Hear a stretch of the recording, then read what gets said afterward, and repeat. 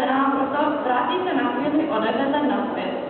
Píše se rok 2002, stojíme v zástupy před velkou školou a je nám jasné, co nás čeká. Do první třídy se těšil snad každý.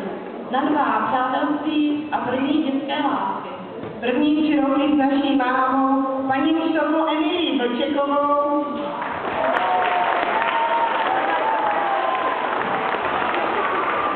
Byly jen školáky. Díky ní jsme se naučili nejen číst, psát a počítat závaznou formou, ale také nás naučila disciplíně. Nezapomenutelné broučkové noci a den, kdy se paní učitelka vrátila z Ameriky a my celá třída se stáli před tabulí, kde bylo napsáno: Vítejte doma, paní učitelko. A zpívali jsme hymnu, jen co se otevřely dveře, nám utkvěly v paměti. 3 roky byly ty tam a štafetu s malými andílky od paní Vlčekové přebírala paní učitelka Elia Kvítová.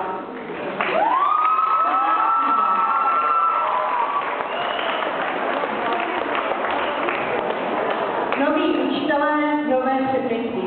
Učení začalo být o něco těžší a o Vánocích přišla rána. Paní Kvítová po novém roce odchází na mateřskou dovolenou. Sice jsme si poplakali, ale na novou paní učitelku jsme se moc těšili. Až to tak nevypadá, začalo velice divoké a kritické období. Období, kdy se nás střídali učitelky jako ponožky. Neměli jsme pevnou třídní učitelku. Zlom přišel až v 5. třídě. Začala nám puberta a jak se říká, šili s námi všichni čerti. Andílku se stal strach školy. Střídání učitelů na nás mělo nemalý dopad a začínalo nám to vést krkem. Na každou hodinu přišel jiný učitel a nikdo nebyl náš pevný třídní.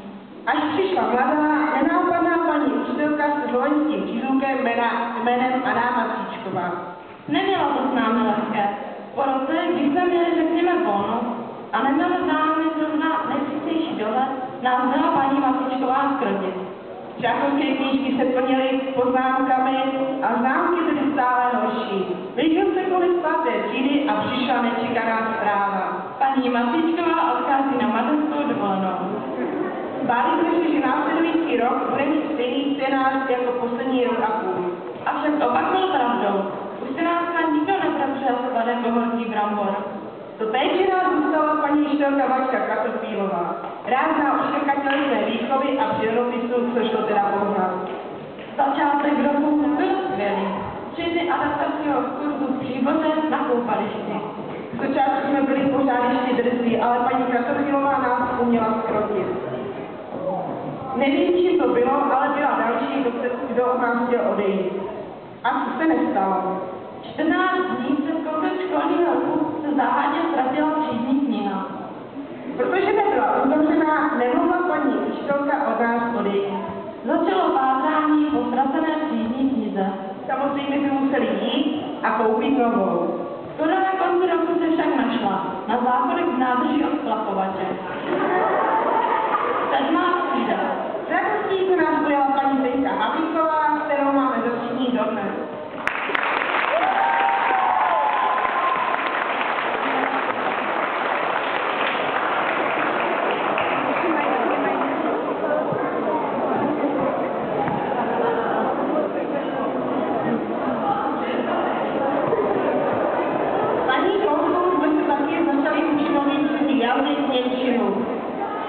Konečně ročník by nám neutekla třídní učitelka a zůstala nám dál. 8. ročník byl skoro horor. Učili jsme se na pominutí a před každou písemkou byl všudy přítomný strach a nervozita špatné známky. Známky z celé 8. třídy a první poloviny 9. třídy zapisovaly na přihlášku na střední školu. Čím lepší průměr, tím větší možnost, že se dostaneme na naši vysněnou střední školu. Zkoušení písemky. Na jednu věc jsme se ale mohli těšit. Na cyklistický kurz. 3 den relaxu na kolech a bez učení. A už jsme na konci. První pololetí devící bylo u nervy. Poslední dny otevření dveří, písemky a zkoušení. Poslední půlroční vysvědčení, které hovoříme o naší budoucnosti. Začalo je psat přihlášku, přeložit diplomy a výstupní hodnocení a poslat na 3 vysněné školy. Nepřijímací zkoušek se s papem blížili. Opakovali jsme jich do rejstku a slovních úloh počítání procent. Doufám, že jsme na ně nezapomněli. A úplně poslední zážitky a krásné chvilky ze učení byly na výletu v Praze a na vodáckém kurzu skázáky po řece Opavě. Takové to celých dlouhých 9 let bylo. Ale my jsme se nebáli a dokázali jsme to. A nedokázali bychom to bez těch, kteří nás to naučili. Bez vás, kantorů. Proto říkáme, Děkujeme vám za vše. za to, že jste se z nás nezbláznili, Za to, že díky vám umíme to, co umíme a víme, že se v životě nestratíme. kdykoliv si vzpomene na vaše nesmrtelné hlásky, víme, že když kouknu a vidím, je matika hned jednodušší a když už toho mám dost, zajdu za paní Řáskovou. Když nevím, ve které místo leží, nebo co je moje zem, nezvrchu úzí, ale zajdu za paní Přesvětělovou a napíšu si malý cestíček. Takže Kojko, teď byste mohla přestat natáčet, když vám přeju. A nebudu dávat pozor, jak vám Všechno nejlepší a užijte si to tady ještě. Vím, že na povel hello, mám být buď ticha, nebo si mám zbalit svých pár švestek a jít do třetí lavice. A nebo, když přijde do bytu pořád kecám a nezavřu pusu, vypadá to, že mám asi nějaký problém a že se s tím chci asi podělit s celou třídou. A taky mi nedělá problém to, že to můžu říct klidně za paní učitelku, když tomu tak rozumím. Ale ne. Nejvíc tomu rozumí paní Gabátová.